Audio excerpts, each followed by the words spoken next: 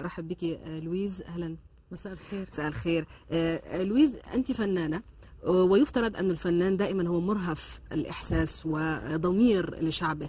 لماذا برايك هذا التخاذل من قبل بعض الفنانين تجاه الثوره السوريه؟ أول شيء بدي أقول مساء الخير لكل السوريين، قلبي عنكم، وهي أول لقاء يعني من تلفزيون معهم. أنا بدي أقول سلامي وقلبي وروحي كله معكم. التخاذل أنا برأيي هو مجموعة ديون سابقة لبعض الفنانين كان النظام قدم لهم إياها، فهلا وقت رد الديون. من بداية الثورة لهلا بظن انه في ناس تراجعت عن موقفها ضد الثورة السورية.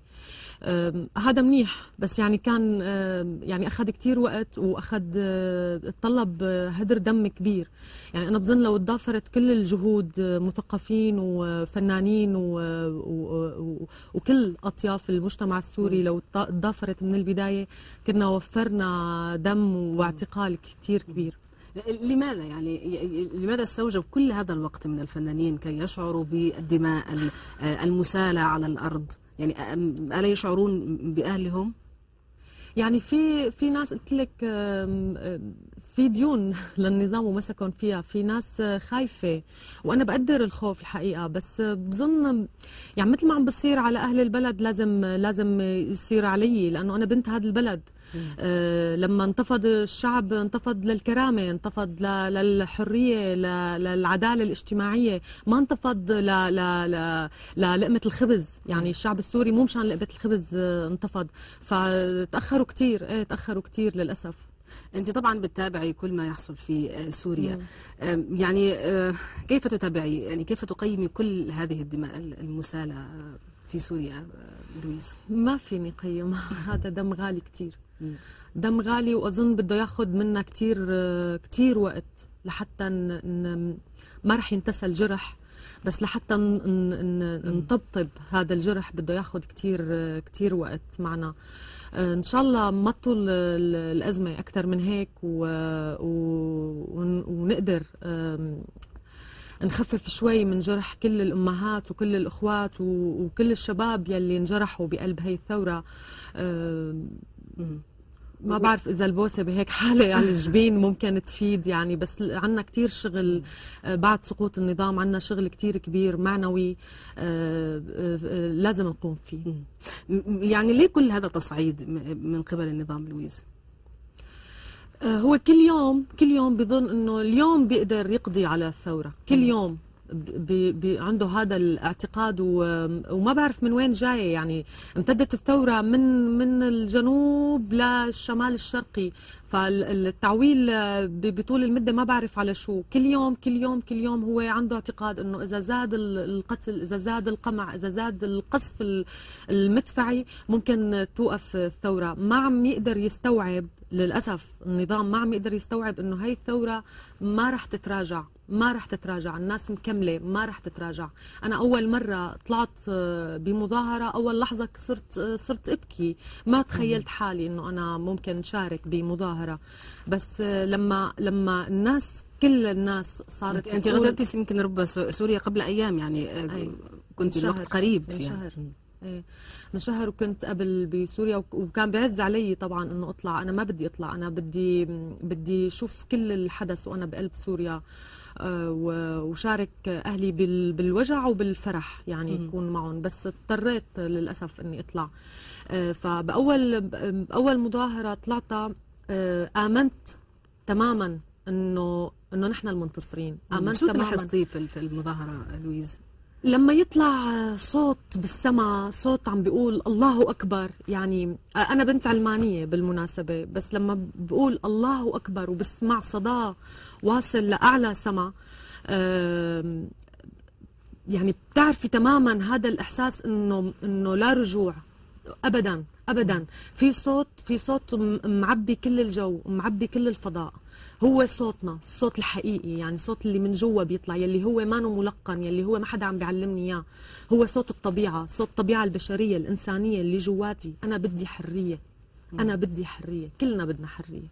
طب كل المعطيات، طبعا أنت متابعة كل ما يحصل على الساحة السياسية، هناك مخاوف كبيرة من اندلاع حرب أهلية في سوريا.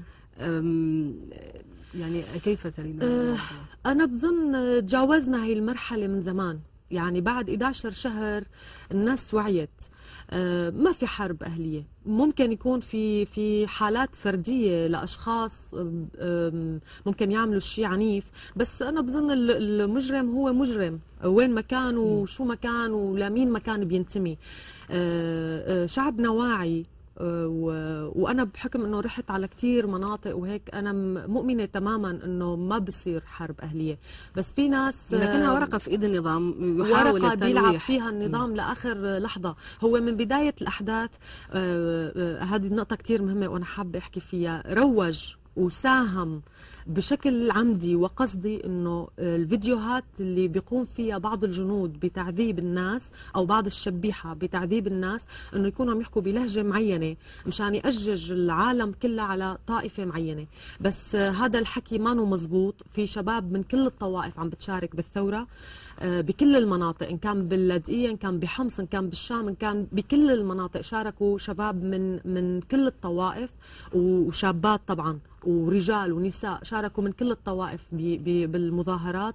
و يعني ما بصير حرب أهلية، ما بصير حرب طائفية، في حالات فردية ممكن تصير وهي اللي بدنا نضبطها. يعني أنا بقول للناس بتمنى نكون أوعى من كل ألاعيب النظام ونقدر نحن نهدي بعض، ما تخلينا ننجر ورا كذبه اللي عم بيقول انه نحن طائفيين. نحن مو طائفيين، مو طائفيين ابدا. انا بنت من الساحل وشاركت من البدايه باكثر من تظاهره وبعرف الاشخاص اللي كانوا مشاركين. وبالمناسبه شو رايك في حراك الساحل السوري في الثوره؟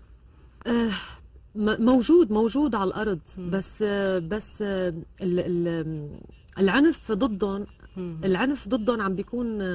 عم بيكون مضاعف وعم بيكون اكبر.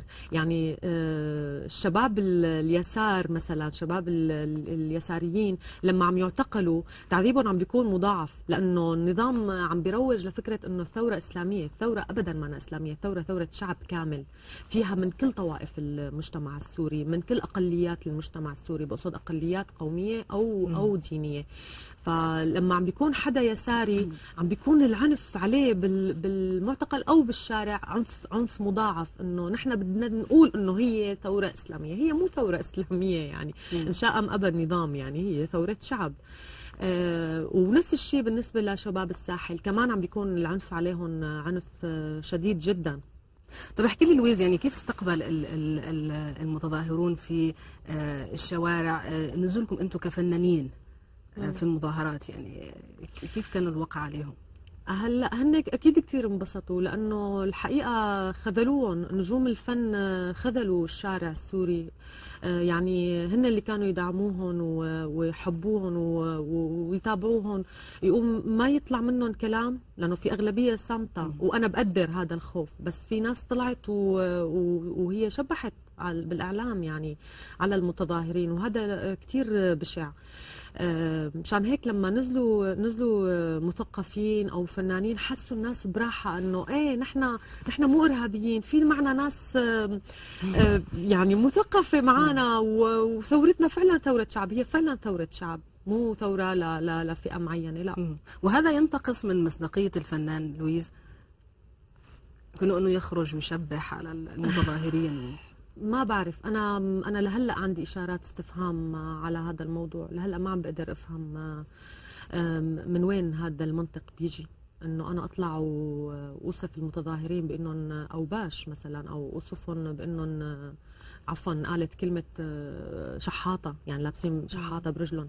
يعني انا يعني في شغلات بستغربها كثير، بس هلا بظن تغيرت المواقف. اظن هيك، ان شاء الله تكون تغيرت المواقف. طب انتم كفنانين، يعني هل لكم فعاليات خاصه في التحرك من خلال هلا ببدايه القصه، بدايه الثوره، لما دخل الجيش على درعا وعملنا بيان لفك الحصار عن درعا، للأسف هجمنا وأصدروا فتاوى بأنه نحن خاينين للوطن، لما قلنا فك الحصار عن درعا، وصاروا يستخدموه بشكل نكتة، انه بيان الحليب هو بيان فك الحصار عن درعا، لانه في اطفال عم بتموت لانه ما عندها حليب. فنحن كانت مناشدتنا لوزارة الصحة انه وصلوا الاكل على الاقل.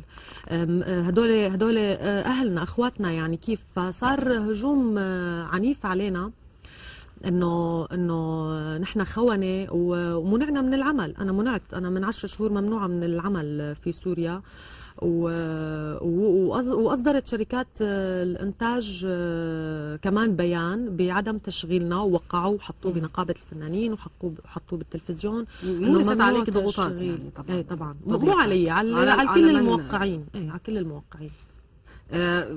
يعني طب انت ما هي لأي درجة كانت الضغوطات اللي مورست عليكم أنتم كفنانين؟ كان لكم موقف من الثورة السورية؟ هلا مورس علينا ضغوط، بس نحن الضغوط علينا يعني مشان ما توصل للإعلام بتكون ضغوط خفيفة. يعني أنا مثلا يجيني تليفونات أو مسجات تهديدات أو كلام بذيء كتير،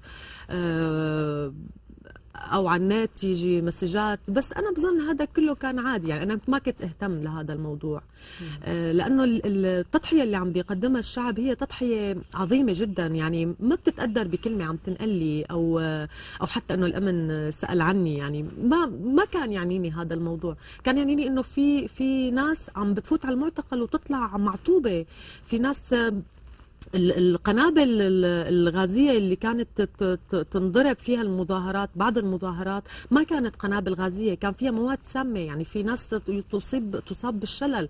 فأنا يعني دايما كنت شوف التضحية اللي عم بيقدمها الشعب هي أعظم تضحية بالعالم. يعني أنا شو يعني أنا أو باقي الفنانين إنه عم يحكوا معنا أو يتصلوا ويسبوا، طبعا هو مؤذي بلحظة إنه أنا بنسب. يعني أنا بتصيبني شتيمة وخيانة يعني وإلى آخره، بس ما مهم هذا ما مهم. يعني في شيء أهم عم بصير على الأرض.